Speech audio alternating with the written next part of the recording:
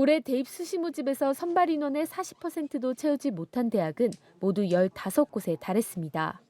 지난해의 2배 수준인데 이 가운데 11곳은 비수도권 대학이었습니다. 전국 221개 대학으로 넓혀보면 수시에서 모집 정원을 채우지 못해 정시로 2월한 인원은 3만 7천여 명이었습니다. 수시 모집 선발 인원의 14% 수준인데 지난해보다 소폭 늘었습니다. 역시 비수도권 상황이 더 심각했습니다.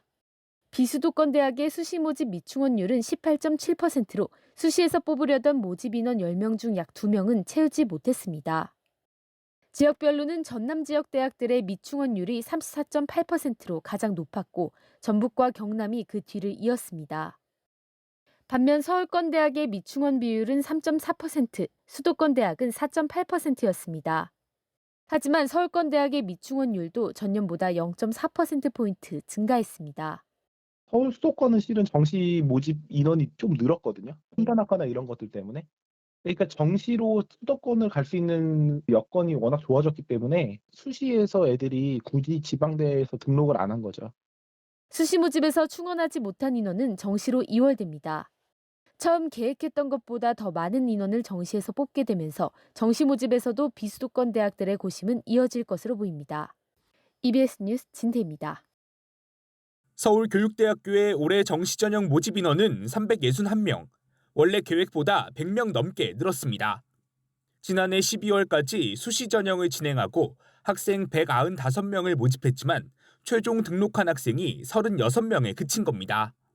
미충원 인원은 159명으로 지난해에 비해 2배 가까이 늘었습니다. 모집난을 겪는 교육대학은 이곳뿐만이 아닙니다. 올해 10개 교대의 정시 모집 인원은 원래 계획보다 738명 늘었습니다. 그만큼 수시 전형에서 학생을 선발하지 못한 건데 미충원 규모가 지난해에 비해 240여 명 더 많습니다. 지난해 학부모의 과도한 민원으로 교사가 숨지게 된 서희초 사건 등으로 교직에 대한 인식이 나빠진 게 영향을 미쳤다는 분석입니다.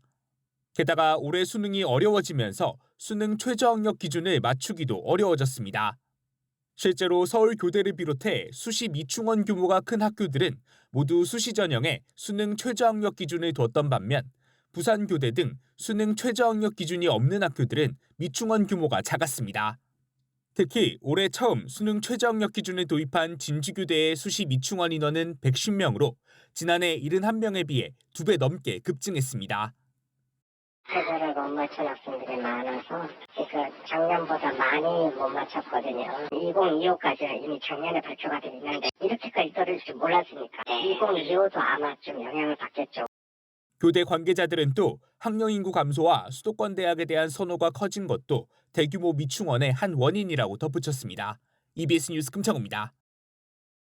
전국 39개 의대가 올해 2024학년도 수시 모집으로 선발하는 신입생은 모두 1,872명.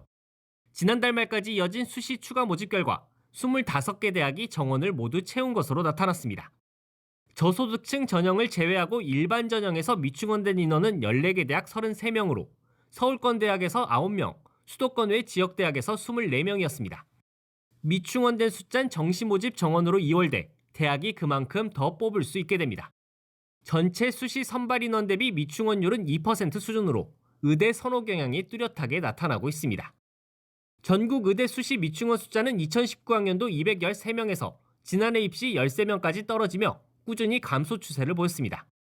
올해는 지난해보다 미충원 인원이 소폭 늘었는데 어려웠던 수능의 영향으로 풀이됩니다.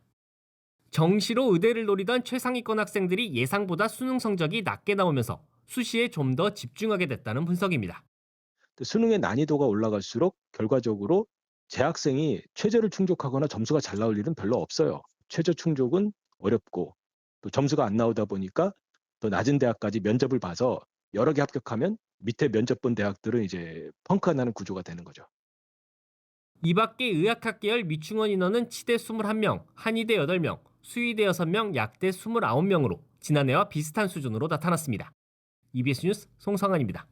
수시 미충원 인원은 수시에 지원한 수험생들이 수능 최저 등급을 맞추지 못하거나 추가 합격 대상자의 성적이 현저히 낮을 때 대학이 모집 인원을 정시로 이월시키는 것을 말합니다.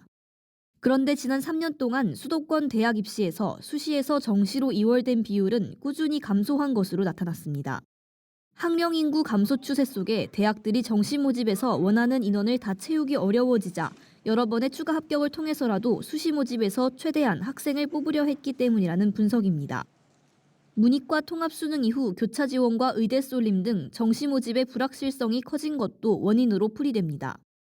반면 비수도권 대학의 미충원 비율은 점점 더 증가하는 추세입니다.